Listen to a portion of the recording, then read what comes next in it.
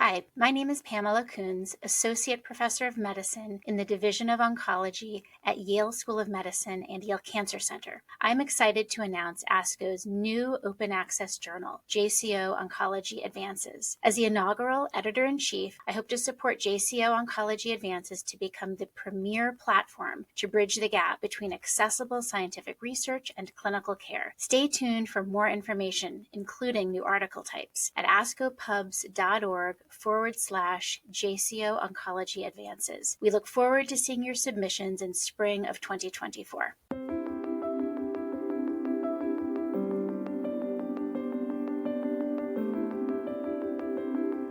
The Heritability of Cancer by Liat Granick. I was 9 years old when my mother was first diagnosed with breast cancer and 25 when she died. The boundary between before and after is so clear that it feels like I have lived two lives. I went from being a careless, cerebral, quirky child to a rough version of the responsible, reliable, and vigilant adult I would eventually become. With cancer came the fear of losing my mother, and with that fear came an unwelcome but necessary maturity. There were other important life events impacting our family around that time that contributed to this sense of split. We had just moved from Israel to Toronto and knew few people in our new environment. My mother had just given birth to my baby brother, and my parents had bought a new house for our growing family. At the time, I was starting third grade in a new school, the fifth new school since beginning kindergarten. All this in addition to the diagnosis. My mother was only 33 years old, the same age I am now. While I adapted to everything else, new house, new school, new brother, new country, cancer insisted on sticking around, and it claimed not only my mother's life, but in many ways my own. Cancer enters the body of the caregivers in ways that move far beyond the domestic work involved in the running of the house or the management of medications and appointments. It can become part of caregiver DNA through inherited genes, but it often does so in more insidious ways. My mother lived with the disease for 17 years before she died in 2005. It is fair to say I grew up in the hospital. Over the years, there were multiple surgeries, along with episodes of weekly chemotherapy and daily radiation sessions. She suffered a host of complications that came with metastatic disease and its treatment, including 4 instances of strep A bacteremia. Many major events happened in the hospital. We ate Chinese food with our matzahs on Passover in her room and lit Hanukkah candles in the waiting room where we accidentally set off the fire alarm on the 7th night to the consternation of the nursing staff. My 11th, 15th, 18th, and 25th birthdays were celebrated in cramped hospital quarters, cutting the birthday cake with a dull plastic knife. Indeed, the last birthday we had together was my 25th, and we marked it in the hospital 2 days before she died. In her last lucid moment, she managed to miraculously lift out of the fog caused by brain metastases to give me a kiss and exclaim, "Mazel tov, Liati." I remember the sounds and the smells. Static codes being called out over the hospital loudspeakers. The haunting clink, clink, clink of the staples being removed from my mother's skin graft and landing with a loud clatter in a silver bowl. The pale green hallways and their antiseptic smell, which I grew to hate. The airless temperature that was neither hot nor cold. Hospital weather, I used to call it. The hospital with its sounds and smells was my second home. It sounds awful, and it was a lot of the time, but there were many good moments as well. My mother was smart, intuitive, funny, and astonishingly optimistic. She was always laughing and incredibly giving with her love and affection. We were exceptionally close. Her eyes lit up and her arms stretched out to give me a hug every single time I walked into her room. She would say things like, "Liati, I love you so much. I wouldn't change a single thing about you. How did I get to be so lucky to have a daughter like you? And there's no one in the world I would rather spend time with than you." I didn't have to do anything to earn her affection. I felt that I always came first, and I was always wanted and loved, and that my mother was always entirely there for me in every sense of the word. The hospital days that punctuated much of my childhood, adolescence, and young adulthood were both an annoyance and a blessing. There was nothing else to do but simply be together, which was fun and easy, thankfully, When I was older and no longer living at home, I would sometimes sleep over in her hospital room during her admissions. We would curl up in the twin bed and talk for hours until we both fell asleep. Or we would sit together, each absorbed in her own book, comforted by the warmness of being together. When I think about being a caregiver for my mom, and by extension a caregiver for our family, it was not the hours of care work, the babysitting, driving to appointments, spending time in the hospital that consumed me. The impact was long-lasting and continues to this day. As a health psychologist and a researcher in the area of psycho-oncology, I know the permanent and long-term devastations cancer causes throughout the caregiver's, in my case, the daughter's, entire lifespan. To this day, I have no real sense of what normal physical development for a woman should feel and look like, and in some sense, I never will. I entered puberty around the same time my mother was having her breasts and ovaries removed, which made that phase frightening and emotionally difficult. And now I have no mother to turn to and ask about my endlessly evolving female form, no mother to guide me through future pregnancies or talk me through gray hair and menopause. Cancer shaped my young adulthood and my emotional development. At 20 years old, I was dealing with issues facing 60-year-olds who care for ill and aging parents. Because part of me recognized that time was running out, indeed because I lived almost my entire life with a neon awareness of my mother's mortality, I was tethered to home and making decisions about school, life, and love that would keep me close to her. I don't regret these choices or a single moment that I chose to spend with her. And now I have an entire lifetime to come and go as I please. Being challenged with a cancer-driven perspective at 20, however, carries risks of having an entire lifetime being developmentally out of step with one's peers and unprepared for life events outside a hospital. For example, at 25, I could look death in the face without trembling and without abandoning my mother at her end, but I was unprepared to face the dating world that most young adults would have no trouble navigating. Although I was and remain a loved, nurtured, and supported daughter, cancer diverted the vast majority of the temporal, emotional, financial, and physical resources in our family toward fighting the disease. When she was alive, my mother was fully present in my life, but even her unconditional love could not repair the reality of my out-of-sync development as a child and young adult, or today make up for her continued absence in my life. My absent mother is at the core of a black hole of grief that remains inside of me and that has been painfully pried open with subsequent losses to cancer. My grandmother and my aunt, a professor I admired and family friend that I loved. Each loss re-exposes a haunting grief I have learned to accept and live with. Grief is a shadow that looms large in my life. It is both the topic I chose to study and the affect I advocate fiercely for. Because as I have learned through my own experiences and research, love and light come from the same place as grief and darkness. The ability to grieve our losses fully also allows us to love and appreciate the people in our lives when they are still with us. And then, of course, there is the worry, the biannual checkups, magnetic resonance imaging scans, and mammograms, the surveillance and the false positives, and the constant paradoxical tension that comes with the awareness of the nature of these tests provide a false sense of control over a disease that refuses to be harnessed. The literature about the impact of parental cancer on children at the time of diagnosis, during treatment, after surgery, and even at the time of death is extensive.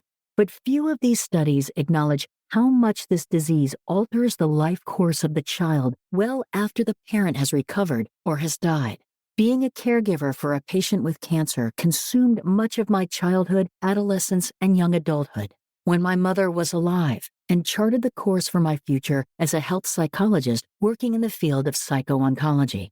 Although many years have passed, and although I have a doctorate in hand, several years of postdoctoral training in the field of psycho-oncology, an academic career studying these issues, and dozens of publications from my research on the psychological and emotional effects of cancer on patients, caregivers, and their families, from time to time, I still feel like a scared 9-year-old child trying to gain control over this disease and get out of the shadow that cancer has cast on my life.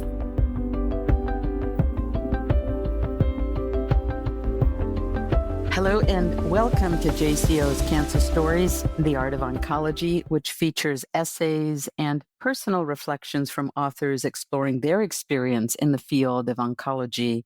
I'm your host, Dr. Lydia Shapira. I'm a professor of medicine at Stanford University. Today, we are joined by Dr. Liat Granick, associate professor at York University in Toronto, Canada, in the School of Social Policy and Health Management. In this episode, we will be talking about her Art of Oncology article, The Heritability of Cancer. At the time of this recording, our guest has no disclosures. Liat, welcome to our podcast and thank you for joining us. Thank you so much for having me. It's a pleasure. Your essay is a classic, and I'm so glad that we were able to include it in the recent anthology of Art of Oncology. So let's start by talking a little bit about what led you to not only write, but decide to share this essay 8 years after your mother passed of breast cancer. Bring us to that moment. Tell us what you were thinking. Yeah, so that's a great question. And I recently, in preparation for this interview, I reread it, and I was a little taken aback even by how exposed and how vulnerable it was. But I really liked that essay, and I'm really glad that it was published. It was kind of a culmination of a lot of thoughts that I was having as a person who has researched grief for many years, and as a person who was working in the field of psycho-oncology, doing research in the area, and as a grieving daughter. And I think 8 years is nothing in the grieving trajectory, right? We often think about grief as something acute that happens to you, and then you get over it and you move on with your life. And that certainly has not been my experience of grieving. I think it changes as you change, and it's just a constant presence in your life. And I was thinking about that in the context of being a caregiver for somebody who has cancer. So, I think my experience is a little different than others just because my mom was very young. She was 33 when she was diagnosed, and I was only 9. And she lived with this metastatic disease for nearly 20 years. So we had a very long journey with cancer. And I can kind of see now as I reread it, kind of the parallel thinking processes I had about grief and about cancer. And being a researcher in the field, I still feel that there are a lot of gaps in terms of the caregiver experience. But this idea of heritability, we often think about cancer as something you inherit genetically through our genetic makeup. But I think that it really, especially when you're young, it changes your whole life trajectory. And I could not find anything in the literature that spoke about it in that very longitudinal kind of way, and the way the impact of cancer changes you throughout your entire life. And so it just came from a very personal place, but also that intersection of being aware of the different literatures and how they came together. Let's unpack this a little bit. One of the things that you just said was that you shared your vulnerabilities. And I want to ask you a little bit more about that. Here you are, you're about the same age that when your mother was living with this as a young woman. I think you said that she was diagnosed roughly at the time that you were writing this. Yeah. And you decide to explore this, wearing a little bit of your research hat in a very deeply personal way. But then the question I wanted to ask you is your decision to share this with the community of oncologists, the people you knew very well because they had looked after your mother for all those years. Tell me a little bit about that. How did you make the decision not only to write it, but to share it? It's such a great question. This also pertains to the research that I do, because a lot of the research I was doing at the time, as a result of my experiences with cancer teams as a child, looked at the emotional impact of being a oncologist, right? I did a series of studies looking at the way oncologists grieve and how they feel when patients die, some of the emotional burdens of the work. And they were very vulnerable in sharing their experiences. And so I thought, well, they're telling me about their experiences. I can also tell them about mine. And I think that there's kind of a mythology around oncologists that, I'm doing studies now on surgeons as well. And I think there's the same mythology around surgeons, is that they don't feel, or everything is compartmentalized and everything's separate.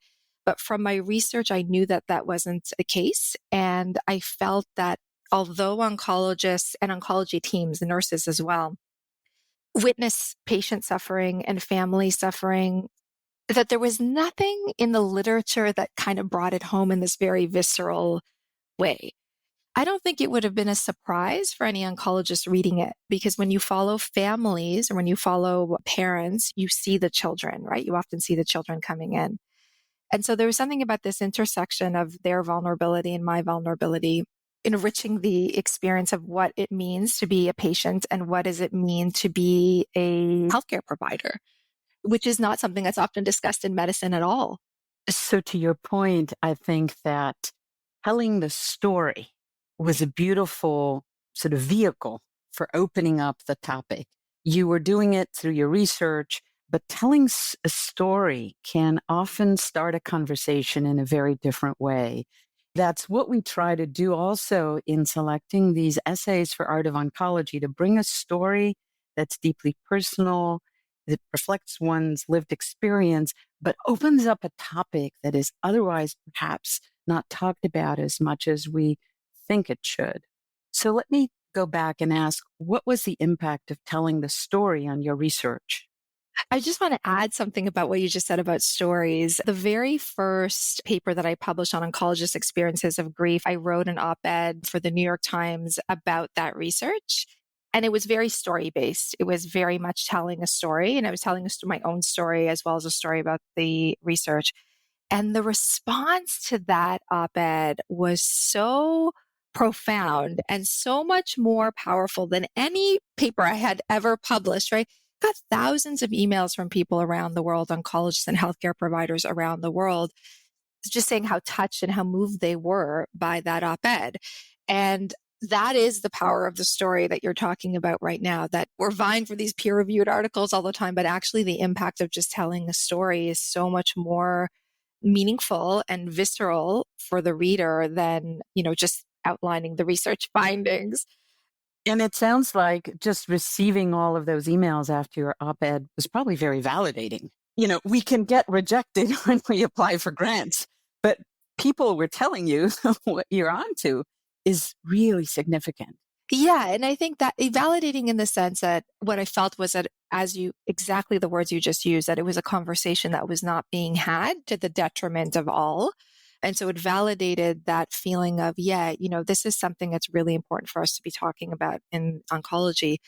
And just in terms of the response to the heritability of cancer, it was a long time ago. So this is 2014. So I don't, 10 years ago, I don't remember entirely what are the specific things that people said, but I do remember getting a lot of emails about it, mostly from healthcare providers. So less from caregivers or patients who maybe don't have subscriptions to JCO, but maybe through the podcast now we'll have more access. Just saying this really shed some light as to the experience of what does it mean for the extended family that I think is not often considered, actually, right? Certainly we don't think about kids very often when a parent is going through cancer. If you were to write this today, what would you do differently? I think what's changed for me, I don't think I would do anything differently, but what I think has changed is I've had a child since I've written that. And, having a 7-year-old and thinking about what it's like to be going through a cancer diagnosis or cancer treatment while you have children.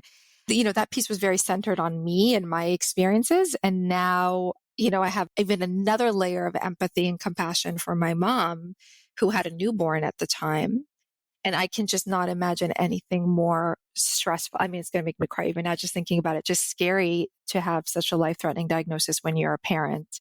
So just like grief, I know I said earlier, being a victim of cancer or being part of your family, that impact is lifelong and it changes as your development changes, right? So now as a parent, my grief is different than it was before I became a parent. And now as a parent, my understanding of what my mother was going through is changed, right? Because that terror and that fear is so overwhelming. So Leah, I can't help myself, but I need to ask you some practical questions. You're a psycho-oncologist. You're an expert on grief. You've talked to hundreds and interviewed hundreds of oncologists who've shared stories. You're now a parent. You've lived through it. Would it makes me think is that when we think about grief counseling or support for grieving children or bereaved spouses or parents, we think about it as an acute intervention. And what you're suggesting is this needs to be explored throughout the life cycle. What are your thoughts about that, and what should we be thinking about? I've written a lot about this in my grief work. The evidence for psychological counseling for grief is not strong, actually, when we look at the literature, right? For acute grief experiences, as you say, in the immediate aftermath, sometimes it's helpful to have someone to talk to. But in actuality, what is the most helpful is having a community in which grief is an open, accepted, acknowledged part of living life. And that does not change after the first month or the first 6 months or the year or 5 years or 10 years. Other people move on very, very quickly, but you're left with the impact of that loss. And I think the impact of that loss is not only after, when the person has died, it's also that progressive loss of function, the kind of witnessing of your loved one deteriorating. It's not just meals that you need. You also need that emotional support. And that emotional support doesn't necessarily have to take the form of, tell me about your grieving right now, right? Sometimes it's just being with. And I think that certainly in North America, we're not very good at integrating grief and loss and pain and suffering and negative kind of emotions into our day-to-day lives. So partly 10 years or 20 years or, 25 years later, it's hard for people to remember that loss. So I think the person who's grieving that many years after may have to reach out and ask for that support. But, I think it's done really well in certain religions. I'm Jewish, and in the Jewish background, you have so many layers of mourning that's lifelong, right? So you have the acute grieving experience. There's the 7 days, there's the 30 days, there's the 1 year. And then every year progressively after that, 4 times a year, you say a blessing and remembrance and give charity in the name of the dead. And for religious people, I'm not religious, but for religious people, this idea of every single day for that first year coming to the synagogue and having to have at least 9 other people that can be there with you to say the prayer for the dead, whether you believe or not believe, whether you're religious or not, I think the brilliance in those kinds of rituals is that it simply brings you together with other people who see you every day. And decades later, still that 4 times a year that you're meeting with people, you're saying a prayer, or that yearly art site, that memorial allows people space, like very, very defined space in which to support the mourner. And I think other religions have it too. Those are beautiful thoughts. And I think it speaks to connection and community as a way of supporting rather than pathologizing the grief and thinking what one needs is some sort of a professional intervention. I can't help but add that as a community of oncologists, as caring oncologists, we're constantly grieving. We are immersed in grief. And in a part, there's no label for how we feel. Yeah. And there's a small literature that you probably know far better than I do on disenfranchised grief, but it's this idea that we can't quite claim to grieve because we weren't a relative, we weren't a best friend, but we deeply cared and we lost and we grieved. So I find that this conversation is so helpful because I think what we're doing is talking about what we ought to be talking about more, perhaps acknowledging more from the point of view, as you say, of a parent, a researcher, a caregiver, medical or healthcare professional who's involved. And we're living in a society where perhaps we're afraid to think that grief is a part of our life and we can be happy even if we grieve. Yeah. Happiness is not just the absence of sadness, I think. I don't know. You're the psycho-oncologist. Tell me if I'm wrong. I so appreciate what you're saying. And it makes me sad to hear that grief is still so stigmatized among oncologists. I think what my research has found and all my conversations with people over the decades now is, of course, oncologists feel lots of things, not just grief, but pain and suffering and distress at seeing their patients and their families suffering and declining. Why wouldn't they? They're human beings, right? And so I think that this idea that people don't feel or don't have space to feel is part of what leads to burnout, actually. I think there's kind of a fear that the grief and the pain and the suffering is the burnout, but it's not. In fact, what's the burnout is the inability to talk about it or to have a space to discuss it. And I also think the thing that gives meaning to the work is that relationship, right? It's that relationship with patients.